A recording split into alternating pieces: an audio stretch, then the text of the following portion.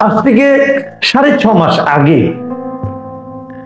যে ছাত্ররা ঐক্যবদ্ধভাবে একটা স্বৈরাচারী সরকারের পতন ঘটিয়েছিল, সেই ছাত্রদের কর্মকাণ্ডে এখন যেন আমরা যারা সাধারণ মানুষ আছি, আমরা যেন একটা অনৈক্যের একটা ছায়া দেখতে পাচ্ছি।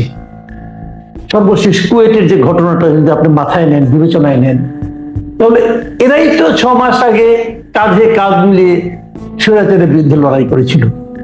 কি এমন ঘটলো যে এখন তারা নিজেরা মারামারি করছে?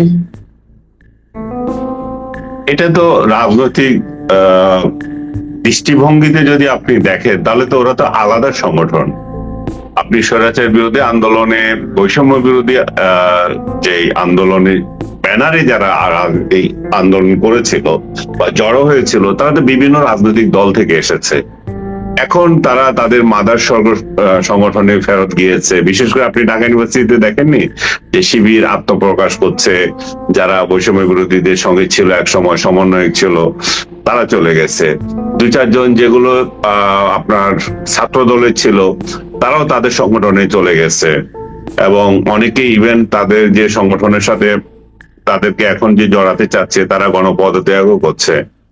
আর অন্যদিকে বামদের যে কজন ছিল, তারা আছে যায় এরকম অবস্থায় আছে। সার্বিকভাবে যদি আপনি বলেন, এটা হচ্ছে তাদের মাদার অর্গানাইজেশন গুলোর মধ্যে যে রাজনৈতিক বিরোধ, ক্ষমতার দ্বন্দ্ব, এবং সেই দ্বন্দ্বেরই প্রতিফলন হচ্ছে এখানে। এবং সবচেয়ে বড় যে বিষয়টা আমাদের চোখে পড়ার মতো, সেটা হচ্ছে যে এই বৈষম্য বিরোধীরা শুরুতে তো আপনার রাজনৈতিক দল গঠন করবে এরকম কোনো কর্মসূচি নিয়ে নাই। 6 মাস পরে যখন নাহিদ ইসলাম তার রাজনৈতিক দল গঠন করবে এবং সেখানে আপনার প্রধানের দায়িত্ব নিচ্ছেন, তখনই শুরু হয়েছে যে আসলে কে কোন দিকে অবস্থান নেবে, এই বিভাজন। সবচেয়ে বড় বিভাজন তো একটা রাজনৈতিক দল, একটা ছাত্র দল বা ছাত্র শিবিরের সাথে বৈষম্য বিরোধীদের দ্বন্দ্ব, কিংবা সরাসরি শিবির বিএনপি আপনার ছাত্র দলের দ্বন্দ্ব, ছাত্রদল বনাম বৈষম্য বিরোধীদের দ্বন্দ্ব। এগুলো তো একেবারে প্রকাশ্য হয়ে উঠছে আপনার জন্য, ক্ষমতা আর আধিপত্য নিয়ে। আপনি যে উদাহরণ দিলেন, সেখানেও তো একই ঘটনা ঘটেছে, যে ছাত্রদল আর ছাত্র শিবিরের মধ্যে বা বৈষম্য বিরোধীদের মধ্যে যে সংঘর্ষ হয়েছে। এই সংঘর্ষগুলো আমি বরাবরই যেটা দেখে আসছি, যে রাজনৈতিক আধিপত্য বিস্তারের কেন্দ্র করে এবং বৈষম্য বিরোধীদের নতুন সংগঠনকে কেন্দ্র করে। এখন এদের মধ্যেও আপনি যদি আবার খেয়াল করে দেখেন, বৈষম্য বিরোধীদের মধ্যে, তাদের মধ্যেও আবার সবচেয়ে বড় দ্বন্দ্ব হচ্ছে। শুধু যে শিবির আর ছাত্র দলের সাথে তাদের বিরোধ হচ্ছে তা না, তাদের অভ্যন্তরীণ দ্বন্দ্ব হচ্ছে। আজকেও আমি একটা রিপোর্টে দেখলাম যে তাদের 3টা গ্রুপ। একটা গ্রুপ হচ্ছে আপনার গণশক্তি বা নুরুর নেতৃত্বে যে সমস্ত ছাত্ররা ছিল, ছাত্র সংগঠনগুলো, নাগরিক আন্দোলন বা কি যে নাম ছিল তারা এখন ভাগ হয়ে গেল ছাত্র শক্তি। আর এই দুই সংগঠনের মোট কথা এর আগে যে নূরের নেতৃত্বে যে ছাত্ররা ছিল, তাদের মধ্যে 2 গ্রুপ হয়েছে। আবার এদের মধ্যে শিবির যে ইনক্লুড হয়েছিল, শিবির আবার একটা শক্তি হিসেবে আত্মপ্রকাশ করছে। ছাত্রদল তো নিজেদের ব্যানারে চলে গেছে।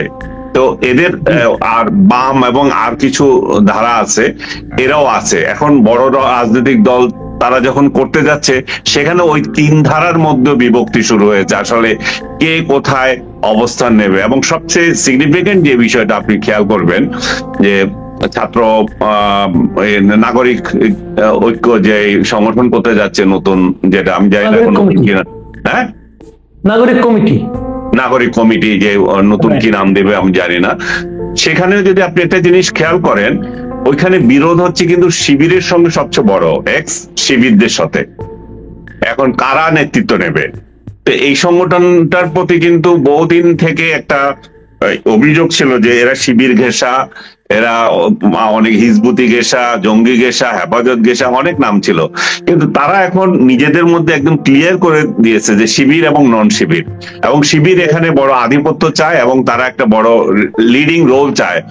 একটা কথা আমি বুঝি না, আপনি আমাকে একটু বলেন, শিবির এখানে আধিপত্য চাওয়ার দরকারটা কি? শিবিরের তো মাদার অর্গানাইজেশন একটা আছেই, তারা সরাসরি জামাতে চলে গেলেই পারে, এখানেও কেন তা থাকতে হবে?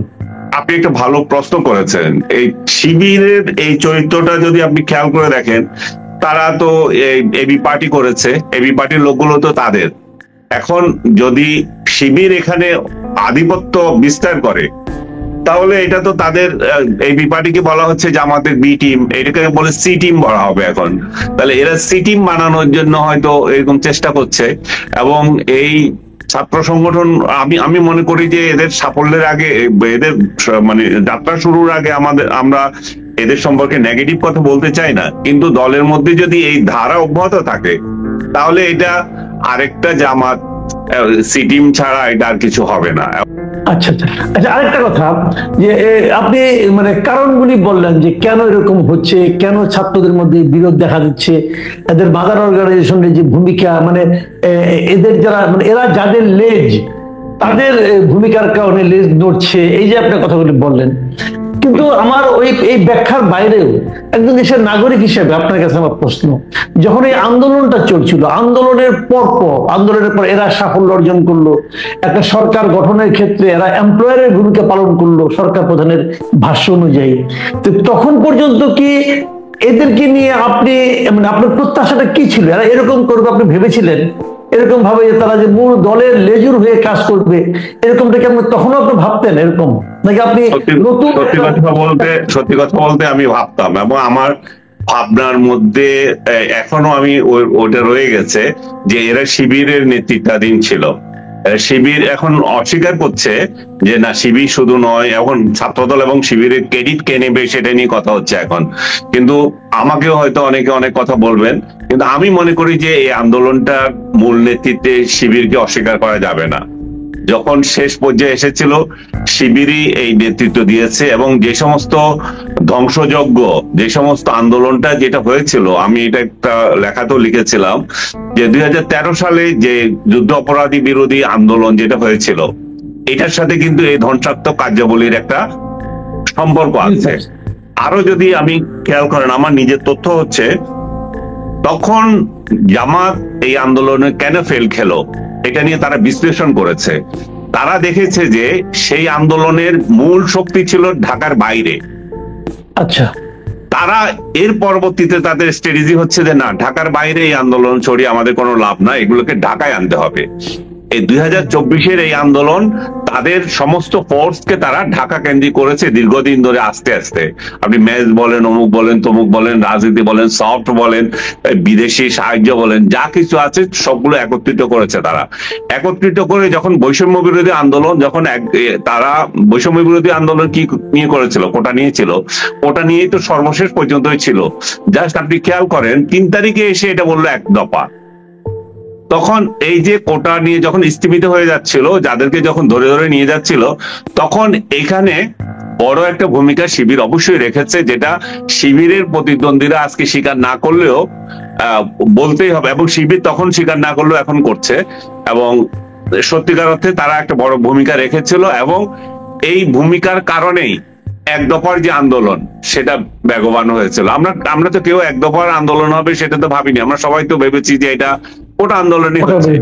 কিন্তু 3 তারিখ এবং 5 তারিখ 2 দিনের মধ্যেই এটা দেখেন আপনি সফল হয়ে গেছে। কারণ ওই এমন একটা পর্যায়ে তারা তুলে এনেছে এটাকে।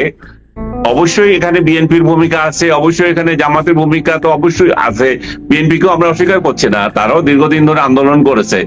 কিন্তু নিঃসন্দেহে আমার এই বক্তব্যের সাথে অনেক হয়তো দ্বিমত করবে, আমি নিজের তথ্য অনুযায়ী যেটা জেনেছি, জামাতের অনেক লোক মারাও গিয়েছে। যেগুলো মারা গিয়েছে, কিভাবে মারা গেছে এগুলো অনেক কোয়েশ্চেন হতে পারে, কিন্তু যারা মারা গিয়েছিল তাদের অনেকে জামাতেরই ছিল।